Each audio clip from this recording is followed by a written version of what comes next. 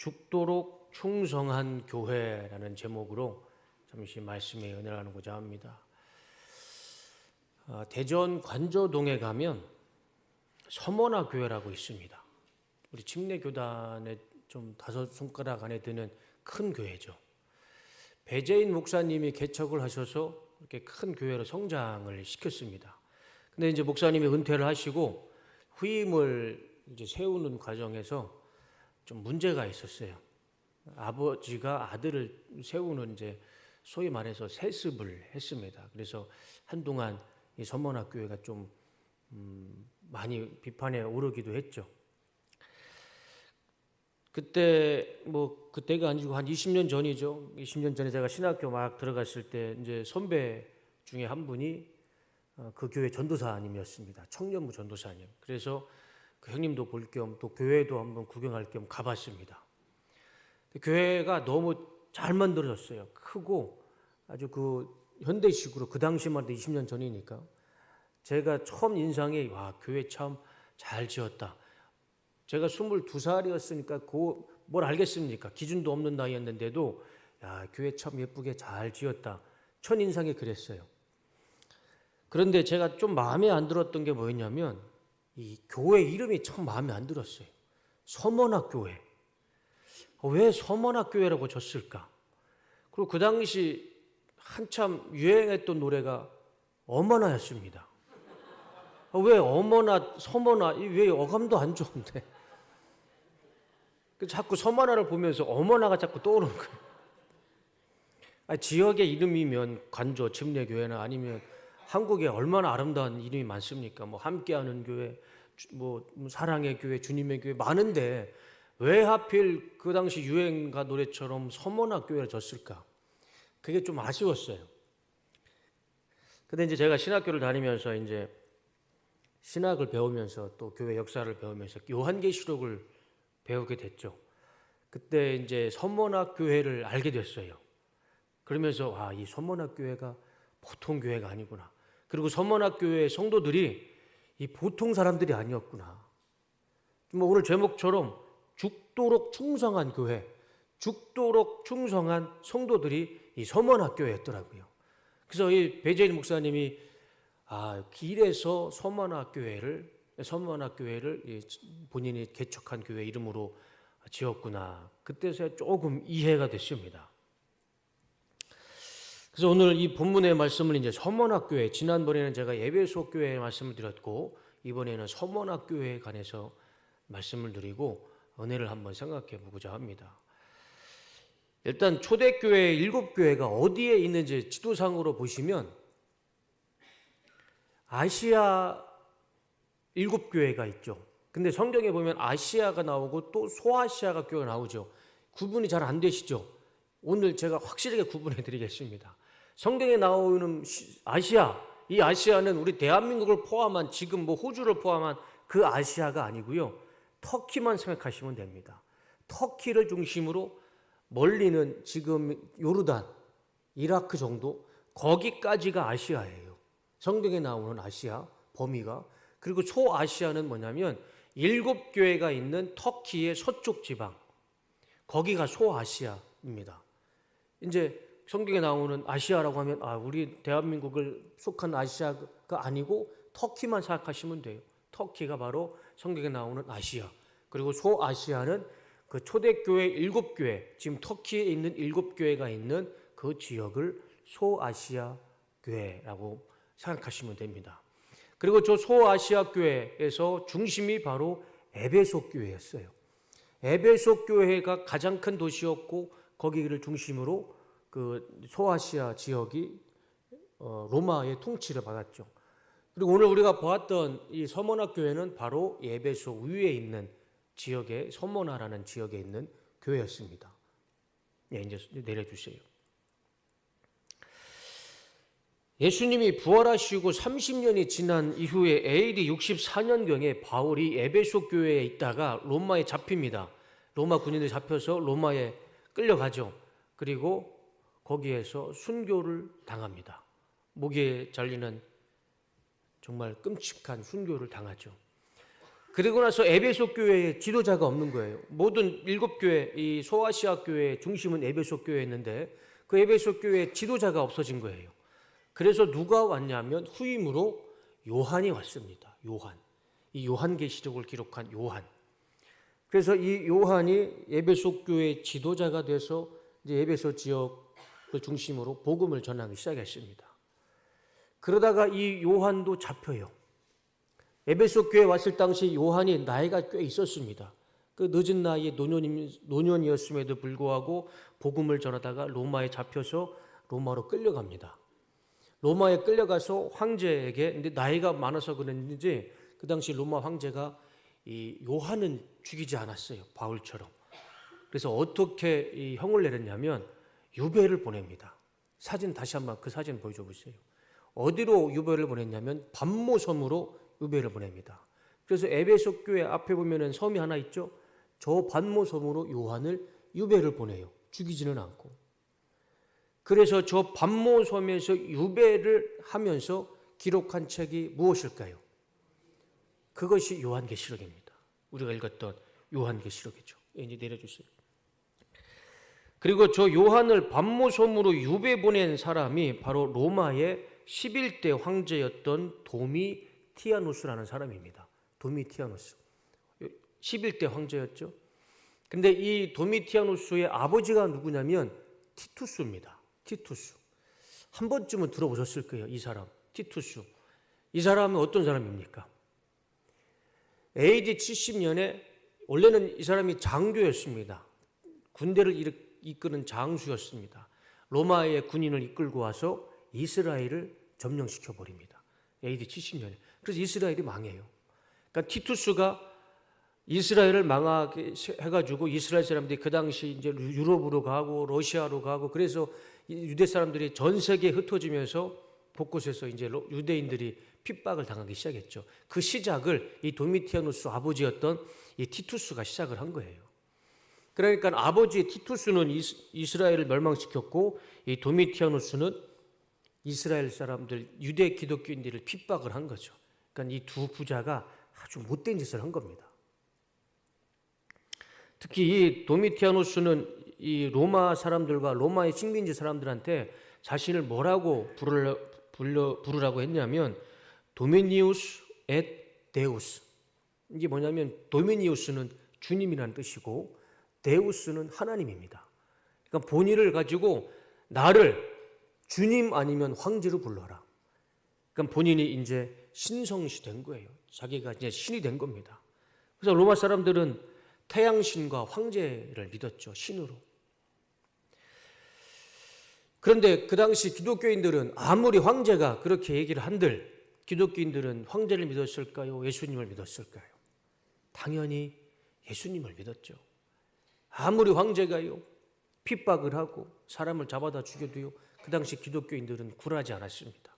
우리 조선시대에 신사참배를 하지 않는 유일한 교단이 어디입니까? 우리 침례교단이잖아요. 우리 자랑스러운 우리 침례교회 전통처럼 그 당시 기독교인들은 황제, 이 도미티아누스를 황제를 신으로 믿지 않았습니다. 그러니까 이 도미티아누스 황제가요 기독교인들을 눈에 불을 켜고 잡기 시작하는 거예요. 핍박을 시작하기 시작하는 겁니다. 보이는 대로 잡아다가 막 죽이는 거예요. 원정극장에다 갇혀놓고 사자로 찢겨 죽이고 십자가에 죽이고 화형으로 죽이고 핍박이 극에 달했습니다. 그렇게 잔인하게 기독교인을 잡아 죽이다가 이 사람 말년에 아내한테 배신을 당합니다. 아내가 배신을 해서요. 아내에 의해서 암살을 당합니다. 이 사람이 죽고 나서 로마의 원로들이 다 박수를 치며 환호를 했답니다. 황제가 죽었는데. 그리고 이 로마의 원로들이 이 도미티아누스에게 기록 말살형에 처합니다. 그러니까 그동안에 이 황제가 업적을 남겼던 모든 역사를 다 지워버린 거예요. 그만큼 이 도미티아누스가 아주 극악무도한 사람이었던 것이죠. 이 사람이 죽으니까 반모섬에 유배되었던 이 요한이 이제 유배에서 풀립니다. 그래서 다시 에베소 교회로 돌아와요. 그래서 이 에베소 교회에 돌아온 이 요한이 그의 생애 마지막으로 기록한 책이 바로 무엇일까요? 그것이 요한복음입니다. 요한복음. 그렇게 요한계시록과 요한복음에 쓰여지는 배경이 그 배경에서 이 두 책이 쓰여졌습니다. 그래서 요한계시록의 첫 번째 내용이 바로 7교회 중에 에베소 교회였고 두 번째로 나온 교회가 오늘 읽었던 이 서머나 교회입니다. 제가 지난번에 말씀드렸던 것처럼 에베소 교회는요, 예수님이 참 칭찬도 하셨어요. 그리고 또 굉장히 큰 하나님의 꾸중도 하셨습니다. 이 에베소 교회의 칭찬이 뭐냐면 너희들이 참 부지런하게 복음을 전했고 하나님의 이름을 위해서 핍박을 받았지만 그래도 참고 인내하면서 복음을 전했다. 참 잘했다. 예수님이 그걸 칭찬해 주셨습니다. 그리고 그 당시 니골라당 권력에 붙어서 권력을 중심으로 신앙생활을 했던 이 니골라당들하고 거리를 두었어요. 그것을 예수님이 또 칭찬해 주셨습니다. 너희들이 니골라당과 멀리를 해서 그것도 참 잘했다. 그런데 예수님이 에베소 교회 성도들에게 크게 혼내킨 것이 하나 있죠. 그것이 뭔가요? 에베소 교회 성도들은 첫사랑을 잃었습니다. 그러니까 믿음을 잃었던 거예요. 예수님이 그걸 가지고 크게 혼내시잖아요. 너희들이 회개하지 않으면, 첫사랑을 회복하지 않으면 내가 너희들에 있는 촛대를 옮겨버리겠다. 내가 너희들을 심판하겠다. 회개해라. 첫사랑을 회복해라. 그게 예수님의 에베소 교회를 향하신 예수님의 진노의 말씀이었고 하나님의 심판의 말씀이었습니다. 그런데 오늘 우리가 읽었던 이 서머나 교회는 에베소 교회와 다릅니다. 이 서머나 교회는 예수님께서 진노하지 않으셨어요. 다 칭찬해 줬습니다. 하나부터 열까지 다 칭찬해 주셨어요. 지적하거나 꾸중하거나 심판하겠다 그런 말씀이 없으세요. 다 칭찬만 해 주십니다. 7교회에서 딱 2교회만 예수님이 칭찬하십니다. 이 서머나 교회와 또 필라델피아 교회, 이 2교회만 예수님이 칭찬하고요. 나머지 5교회는 다 예수님이 꾸중을 하세요. 오늘 본문 8절과 9절 말씀을 한번 보시면 예수님이 서머나 교회에 이렇게 말씀하십니다. 서머나 교회의 심부름꾼에게 이렇게 써 보내라. 처음이며 마지막이요 죽었다가 살아나신 분이 이렇게 말씀하신다. 예수님이 말씀하시는 거죠. 나는 내가 당한 환난과 궁핍을 알고 있다. 그런데 사실 너는 부요하다. 또 자칭 유대 사람이라는 자들에게서 네가 비방을 당하고 있는 것도 나는 알고 있다. 그러나 사실 그들은 유대 사람이 아니라 사탄의 무리다. 이 에베소 서머나 교회 성도들에게 주님께서 격려의 말씀을 해주시는 말씀입니다. 자, 9절 말씀 그 다음 화면을 보여주시면 나는 내가 당한 환난과 궁핍을 알고 있다. 저는 이 말씀을 읽을 때마다 참 큰 위로를 받습니다. 우리 예수님은요 다 보고 계시고요 다 알고 계신다는 것이죠. 내가 어떤 환난을 당하고 네가 어떤 궁핍한 처지에 있는지 어떠한 어려움 처지에 있는지 주님은 다 알고 계신다는 거예요. 다 보고 있고 내가 다 알고 있다. 어떠한 상황에 있고 어떠한 궁핍 가운데 있는지 어떠한 메마름 속에 있는지 우리 주님은 다 알고 있다는 거죠. 지금 서머나 교회 성도들이 처해 있는 환난과 궁핍은요 이건 이루 말할 수 없는 환난과 궁핍 속에 있었습니다. 아까 제가 말씀드렸던 것처럼 로마 황제들이 자신을 신으로 믿지 않는 자들은 이 원형극장에 잡아 놓고서 로마인들 앞에서 사자에 찢겨 죽이고 불에 태워 죽이고 잔인하게 죽여요. 그 로마 사람들은 그것을 보고 환호합니다. 그런 시대에 숨이라도 제대로 쉬면서 살겠습니까? 환난과 궁핍 아주 심각한 끔찍한 시절을 보내고 있었습니다. 특별히 그 당시 핍박이 가장 심했던 도시가 바로 이 서머나 지역이었습니다. 이 서머나를 중심으로 기독교인들을 굉장히 핍박을 했어요. 그러니까 이 서머나 지역에 살고 있었던 성도들은 하루하루가 지옥 같은 삶이었을 겁니다. 그래서 이들이 어디로 들어간 줄 아세요? 땅 속으로 들어갑니다. 사진 한번 보여줘 보세요. 터키에 가보시면 지하도시 데린쿠유라는 지역에 있는데 저게 개미집이 아니에요. 사람이 저렇게 살았습니다. 왜냐하면 저렇게 땅속에서 살지 않으면 잡아다가 죽이니까. 로마의 예, 군인들이 다 잡아다 죽이니까 서머나 지역에 살고 있는 이 기독교인들이, 서머나교회 성도들이요, 다 저렇게 땅속으로 들어가서 두더지처럼 개미들처럼 살았던 거예요. 저게 사람 사는 모습입니까? 얼마나 힘들었을까? 상상이 안 되죠. 땅속에 무슨 빛이 있겠습니까? 무슨 공기가 통하겠어요? 사람이 태양을 받아야 살잖아요. 그런데 저렇게 살았어요. 그것도 무려 2만 명이라는 사람들이. 그러니까 저 모습만 보더라도 그 당시 서머나교회 성도들이 얼마나 궁핍 가운데 환난 속에 있는지 그것을 자세히 알 수 있어요. 그렇게 어렵고 궁핍 가운데 살고 있는데 예수님이 서머나교회 성도들에게 말씀하시는 거예요. 내가 다 알고 있다. 너희들의 환난을 알고 있고 너희들의 궁핍을 내가 다 알고 있다. 그런 예수님의 말씀을 들었을 때 서머나교회 성도들이 얼마나 큰 위로와 힘이 됐겠습니까? 땅속에 숨어 들어가서 저렇게 살고 있는 사람들에게 예수님이 말씀하시는 거예요. 내가 다 알고 있다. 내가 너희들의 환난과 궁핍을 다 알고 있다. 지금 저 예수님의 이 위로의 말씀이 필요한 성도들이 있습니다. 어디일까요? 여기서 3시간만 가면 있는 이 북한에 있는 성도들도요, 땅속에 사는 것과 똑같죠. 예수님 믿으면 바로 그 자리에서 총살을 시켜버리는데 얼마나 무섭겠습니까? 내가 다 알고 있다. 너의 환난과 궁핍을 다 알고 있다. 우리 북한에 있는 지금 우리 성도들에게 주님께서 이런 말씀과 이런 위로를 아마 하시고 있을 거라 저는 믿습니다. 9절 말씀을 다시 보시면 그렇게 환난과 궁핍 가운데 살아가고 있는데 꼭 이런 사람들이 있어요. 또 자칭 유대 사람이라는 자들에게서 네가 비방을 당하고 있는 것도 나는 알고 있다. 저들이 누구냐면 유대인이에요. 똑같은 유대인이고 똑같은, 이제 내려주세요. 똑같은 동족인데도 예수님 믿는 유대인들을 신고하는 겁니다. 로마인들이 고발하는 거예요. 그러니까 잡혀가는 거죠. 어떤 상황이냐면 우리 조선시대에 그 일제강점기 시대에 조선인이 순사가 돼서 조선 사람들을 잡아가는 거, 그거와 똑같은 거예요. 얼마나 얄미운 사람들입니까? 같은 동족이면 지켜주고 보호해줘야지 같은 유대인들끼리 이 사람은 예수님 믿는 사람이라고 잡아다가 로마에 넘기는 겁니다. 그런 사람들이에요. 그래서 주님께서 그런 사람들을 뭐라고 하시냐면 다음 화면 보여주세요. 그러나 사실 그들은 유대 사람이 아니라 사탄의 무리다. 예수님이 그들은요 사람 취급도 안 해요. 그들은 사탄의 무리다. 저들은 얼굴과 모습은 유대인이라 할지라도 저들은 본질은 사탄의 무리다. 두려워하지 마라. 예수님의 표현이 좀 과격하시잖아요. 저들은 유대인이 아니다. 사람이 아니다. 사탄의 무리다. 그렇게 말씀하고 있는 겁니다.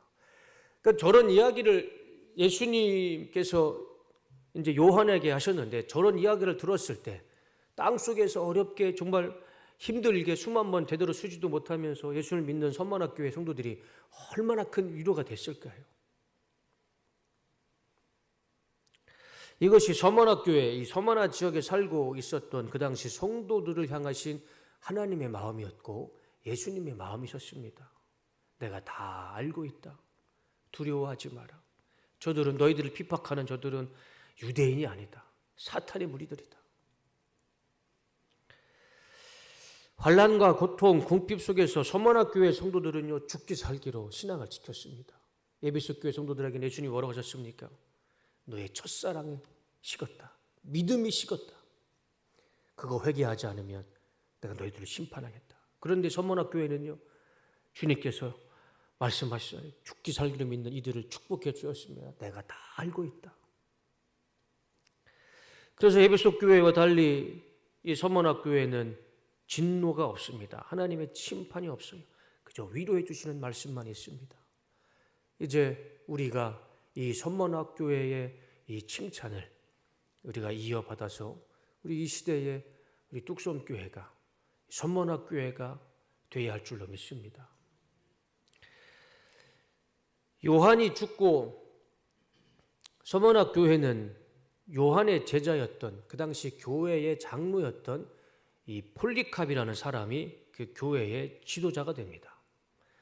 AD 156년 2월 23일 이 폴리캅은 이 서머나를 통치하고 있는 로마 총독에게 잡혀갑니다.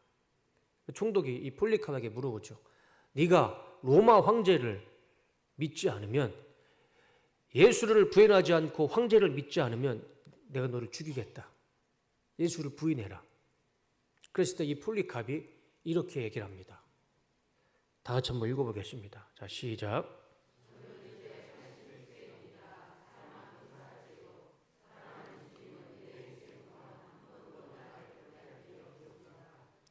어찌 내가 나의 구차한 목숨을 구걸하고자 날 구원하신 왕 중의 왕께 불명예를 끼치겠습니까? 저 폴리캅이 총리 앞에서, 총독 앞에서 저렇게 신앙 고백을 하는 겁니다. 저 말이 있은 후에 서머나 총독은요, 저 폴리캅을 어디로 데리고 가냐면 원형극장으로 데려갑니다. 그래서 나무 위에다가 세워놓고 불에 태워 화형으로 죽입니다. 그래서 폴리캅도 순교를 당해요. 저 말이, 폴리캅이라는 그 당시 서머나교회 지도자였던 저 사람의 저 신앙의 고백이 저 사람만의 신앙 고백이 아니었습니다. 그 당시 살고 있었던 서머나교회 모든 성도들의 고백이었습니다. 죽일 테면 죽여봐라. 나는 예수님 부인하지 않겠다. 죽일 테면 죽여봐라. 그러니까 그 당시 서머나교회뿐만 아니라 7교회에 있는 그 성도들이 그렇게 로마 사람들에게 그렇게 수없이 죽었던 것입니다. 에베소 교회 성도들은 첫사랑이 식었습니다. 믿음이 식은 거죠. 근데 서머나 교회 성도들은 목숨 걸고 지켰습니다. 그들의 믿음을 지켰습니다. 예수님에 대한 믿음, 이 지조를 지켰던 것이죠. 에베소 교회에서는 없었던 이 서머나 교회 성도들에게 있었던 그 믿음의 지조를 우리 주님께서는 칭찬해 주셨던 것입니다. 예수님께서 지금 우리에게, 지금 나에게 이 두 가지를 하나 물어보실 것 같아요. 에베소 교회 성도처럼 첫사랑이 식었으니 회개하라. 아니면 서머나 교회 성도처럼 죽도록 충성하라. 두려워하지 마라. 내가 다 알고 있으니 생명의 면류관을 주겠다. 네가 가장 부유한 자이다. 둘 중에 하나는 우리에게 물어보실 것 같습니다. 에베소 교회 성도들처럼 살아가는지, 서머나 교회 성도들처럼 살아가는지. 그 말씀 앞에 우리가 어떻게 대답을 할 수 있는지, 그거는 내 자신만이 알 수 있을 것 같습니다. 9절 말씀을 한번 다시 보여주시면, 다음 화면, 그 다음. 나는 내가 당한 환난과 궁핍을 알고 있다. 그러나 사실 너는 부요하다. 주님께서요, 가장 힘들어하고 있고 가장 궁핍 속에 있는 서머나 교회 성도들에게 이렇게 말씀하시는 겁니다. 너희들이 가장 부요한 자들이다. 가장 힘들고 궁핍 속에 있지만, 땅 속에 들어가서 살고 있지만, 그래도 너희들이 가장 영적으로 부유한 자들이다. 예수님께서 이 서머나 교회를 칭찬해 주고 계십니다. 우리는 서머나 교회처럼 예수 그리스도의 복음을 외치고 지키며 살아가길 원합니다. 그러면 이 시대에 하나님께서 우리를 가장 부유한 교회로 세워주실 것이고, 우리 뚝섬 교회의 생명의 면류관을 충만하게 채워주실 줄로 믿습니다. 한 2주 전인가요? 2주 전에 중보 기도회를 마치고 오후에 신방을 갔다 와서 목양실에 앉아 있는데, 사모가 서울을 학교에 하원을 시키면서 목양실에 왔어요. 뭘 하나 들고 오더라고요. 저한테 보여주는 겁니다. 보니까 전도지였어요. 사진 한번 보여줘 보세요. 이거를 들고 오더라고요. 내용을 읽어보니까 서초동에 있는 대형교회, 큰 교회 있죠. 사랑의 교회 대학 청년부에서 여기까지 와가지고요, 전도를 하고 있더라고요. 저거를 받아들고 저한테 와서 저한테 건네주는 겁니다. 근데 내려주세요. 사랑의 교회면 서초동이잖아요. 굳이 여기까지 와서 전도할 필요 없습니다. 그리고 사랑의 교회 아시잖아요. 그 교회가 우리 100단위가 아니고 1000단위가 아니고 10,000단위 성도들이 모이는 교회입니다. 어마어마한 메가처치죠. 그들이 굳이 여기까지 와서 전도할 이유가 없어요. 자기들 교회 오라는 소리도 아닙니다. 성수동에 젊은이들이 많으니까 거기 대학부, 청년대학부도 아니에요. 그 청년대학부 몇 부에서 몇 명이 와서 저거를 전해주고 있는 거예요. 예수님 믿으라고. 제가 그것을 받아들고 참, 이거는 우리가 해야 되는데, 성수동을 복음을 전하더라도 우리가 해야 되는데 왜 서초동에 있는 사랑의 교회 그것도 젊은 대학생들이 와서 복음을 전하고 있을까? 그 추위에 2주 전에 그 추위에 손도 시렵고 귀도 시려울 텐데 그 추위를 견디면서 서초동도 아니고 여기까지 왔어요. 복음을 전하고 있더라고요. 따지고 보면 성수동은 우리가 해야 되지 않습니까? 전도를 해도 우리가 해야죠. 김철조 집사님, 임미라 권사님 그렇지 않나요? 전도를 해도 우리가 해야죠. 사실 한 작년 12월인가요? 전화 한 통이 왔습니다. 서초동 그 사랑의 교회 대학 청년부 담당 전도사라는 겁니다. 목사라는 거예요. 왜 전화했냐고 물어보니까 우리 사랑의 교회 청년대학부가 와서 전도를 할 텐데 기도하는 장소가 없다. 그래서 교회를 좀 기도할 수 있는 장소를 좀 잠깐 대여해 달라는 겁니다. 근데 저는 사실 그게 부끄러웠습니다. 오지 말라고 할 수도 없고 오라고 했어요. 근데 와서 보니까 한 15명 정도, 그때가 한 8시, 그러니까 그 직장이 끝나고 와가지고 8시나 9시 그때 늦은 시간에 모였어요. 우리 저기 주차장에서 모여서 기도를 하고 그 추운 날 전도를 하고 있더라고요. 그 모습이 AD 156년 서문학교의 성도들하고 똑같은 모습이죠. 우리가 그 은혜를 놓쳤습니다. 놓치고 있습니다. 우리가 해야 할 일을 지금 우리는 놓치고 있는 것 같아요. 지금 한국교회 몇몇 목사와 교회는 니골라당처럼 정치로 나라를 바꿔보겠다고 외치고 있지만 서초동에 있는 그 얼마 안 되는 젊은 청년들은요, 그 추위를 무릅쓰고 여기까지 와서 예수님을 전하고 있습니다. 예수님이 보셨을 때 누구를 더 칭찬하실까요? 정치로 세상을 바꿔보고 나라를 바꿔보겠다고 외치는 목사를 칭찬하실까요? 추운 날씨에도 전도지 하나 들고 예수님의 복음을 전하는 그 청년들을 칭찬하실까요? 누구를 더 하나님이 너희들이 더 부유한 자다, 누가 하나님께서 칭찬해 주실까요? 생명의 면류관을 주더라도 주님께서 누구에게 생명의 면류관을 주실까요? 복음을 전하는 자에게 주실까요? 정치로 나라를 바꾸겠다는 목사를 주실까요? 답은 너무 뻔합니다.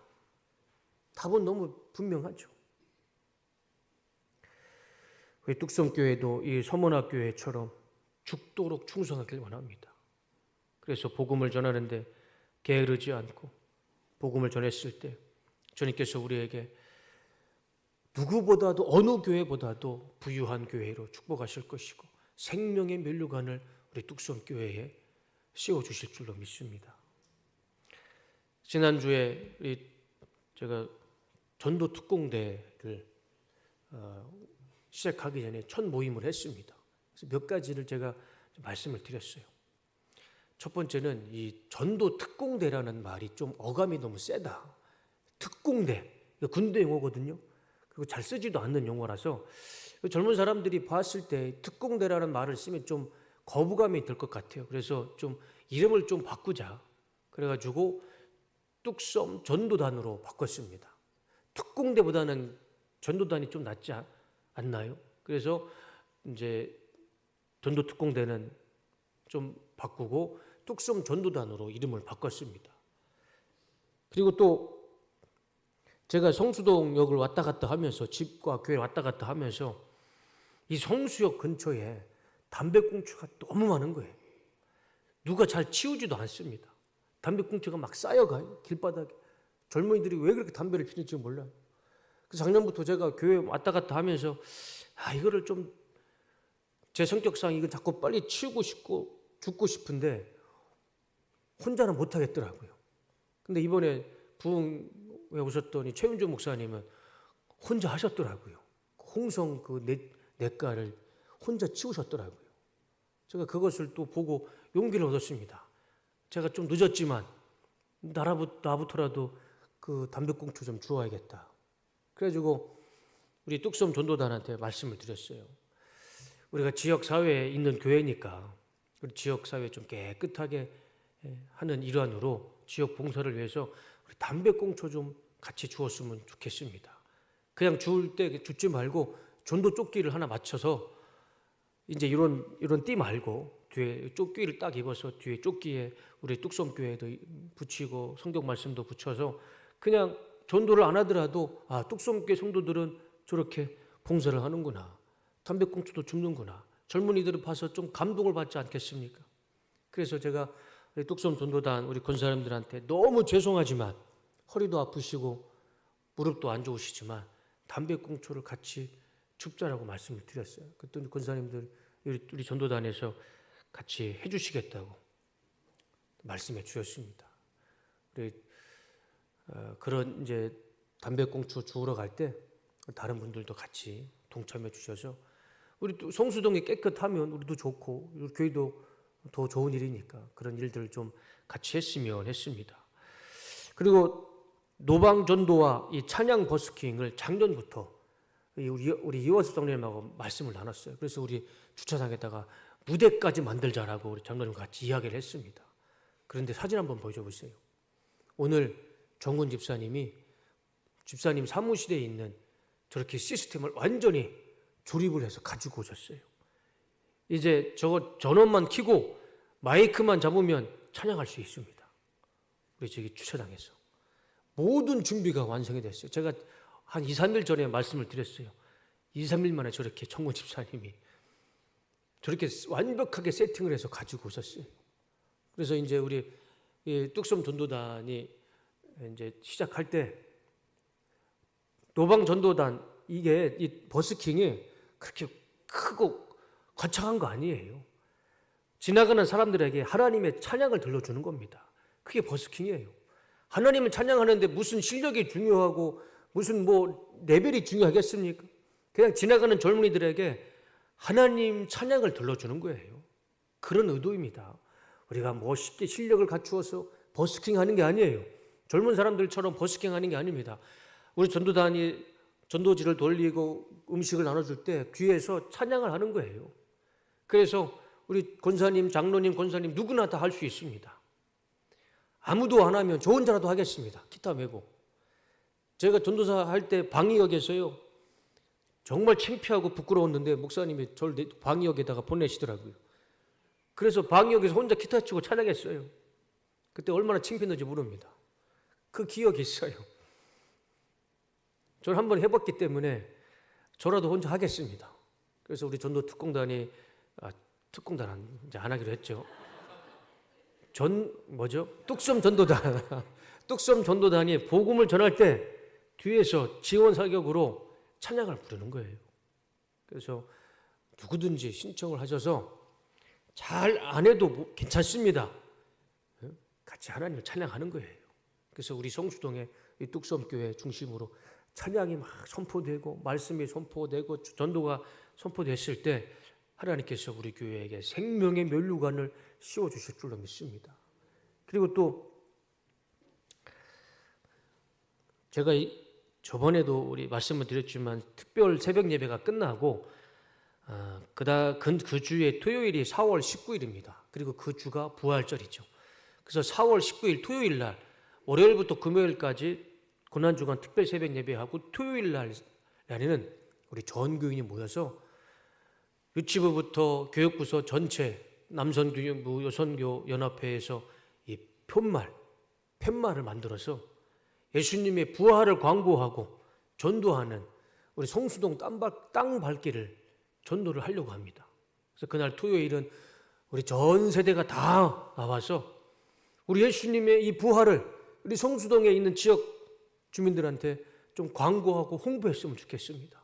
우리 교회 오라는 소리가 아니고 예수님이 부활하심을 토요일 날이 가장 많잖아요. 토요일 날 가장 많이 이 젊은이들이 오니까 영어로도 중국어로도 일본어로도 써서 예수님은 부활하셨습니다. 그러면서 이 편말을 들고 하루 몇 시간만이라도 우리가 이 성수동을 돌아다니면서 전도하는 시간을 갖도록 하겠습니다. 그때 맨 앞에 우리 뚝섬 전도단이 서서 전도지를 돌리고 뒤에서는 편말을 들고 지나가는 사람들에게 전도지 나눠주고 예수님 부활하셨습니다. 이렇게 전도하는 시간을 가지려고 합니다. 그때 많이 동참해 주시면 감사하겠습니다. 아멘을 안 하시네요. 저 혼자라도 하겠습니다. 그리고 마지막으로 이제 이것을 말씀을 드렸는데 이건 참 제가 말씀을 드리면서도 참 죄송했습니다. 우리 교회가 평균이 연세가 50에서 60대입니다. 다 연세가 많으세요. 그런데 지금까지 우리 뚝섬교회를 우리 장로님, 권사님들이 정말 헌신해서 정말 피땀으로 이렇게 세우셨는데 우리 장로님, 권사님 세대가 지나가면 세대가 지나가면 젊은 사람들이 없잖아요. 그래도 힘드시지만 그래도 우리 장로님, 권사님들이 한 번 더 고생해 주셔서 제가 점심에 나가면 밥 먹으러 나가면 우리 밥플러스유라고 SK 건물 안에 밥플러스유라고 8,000원짜리 점심 이 한식 뷔페가 있습니다. 거기에요 젊은 사람들이 줄을 서 있습니다. 그 8,000원짜리 밥을 먹겠다고. 성수동에 이 젊은 사람들이 얼마나 많은지 몰라요. 여기에 거주하는 사람들은 아니지만 직장 때문에 여기에 옵니다. 그리고 그들이 월급을 받아봐야 얼마나 많이 받겠습니까? 그러니까 그 점심에 돈 아끼겠다고 8,000원짜리 먹으러 줄을 서서 먹어요. 그러면 이 성수동에 우리 뚝섬교회가 있으면 이 뚝섬교회 빛과 소금을 감당해야 된다면 이 성수동의 사람들을 섬긴다고 해야 된다면 우리가 노숙자도 섬기는데 지금 힘들게 살아가는 젊은 사람들 우리 교회가 섬기도 되잖아요. 그래서 한 달에 한 번 우리가 교회를 완전히 오픈해서 그 배고파하는 궁핍한 생활을 하고 있는 이 성수동에 있는 젊은 청년들에게 우리 교회가 좀 밥 한 끼라도 대접을 하면 어떨까? 그래서 밥을 대접을 하면 준비하는 게 많지만 국수, 요즘 젊은 사람들 국수 먹기 힘들잖아요. 우리가 국수 한 그릇이라도 따뜻하게 우리 이 지역에 있는 직장 생활을 하고 있는 그 청년들에게, 젊은이들에게 그 따뜻한 국수 한 사발에도 대접을 하고, 그리고 그 앉아서 밥 먹을 동안 제가 5분이라도 10분이라도 예수님을 소개하고 복음을 전하면 그 우리 청년들이 감동을 받지 않을까? 그렇게 해서 복음이 그들에게 들어가지 않을까? 그런 생각을 하고 우리 권사님들한테 말씀을 드리는 제 심정이 참 죄송하죠. 그게 밥 준비하는 게 그게 쉬운 일은 아니잖아요. 그럼에도 우리 뚝섬 전도단 우리 권사님들께서 특히 우리 유선희 권사님께서 힘들지만 하시겠다고 이렇게 헌신을 해 주셨습니다. 그래서 당장에는 못하더라도 우리가 좀 날씨가 풀리고 5월이라도 한 달에 한 번, 한 끼라도 이 지역에 있는 젊은이들을 섬기는 차원에서 우리가 국수 한 그릇이라도 섬겨주는 그런 일들을 좀 했으면 좋겠습니다. 그럴 때 우리 전도단 중심으로 하겠지만 지금도 힘들 텐데 우리 여선교회에서도 도와주시고 남선교회에서 도와주시고 우리 교육부서에서도 도와주시면 우리가 같이 합력해서 정말 선을 이루는 그런 일들을 할 수가 있을 것 같습니다. 지금 이 시대는 부흥이 멈춘 시대라고 그러죠. 그러나 그거는 우리 사람들의 생각이죠. 우리 주님은 그런 걸 원치 않으실 겁니다.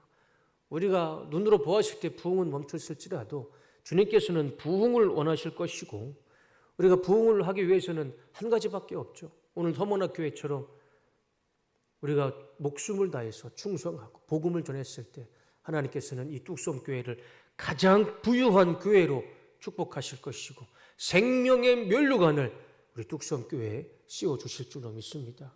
그런 일들을 우리 하나씩 해 나갔으면 좋겠습니다.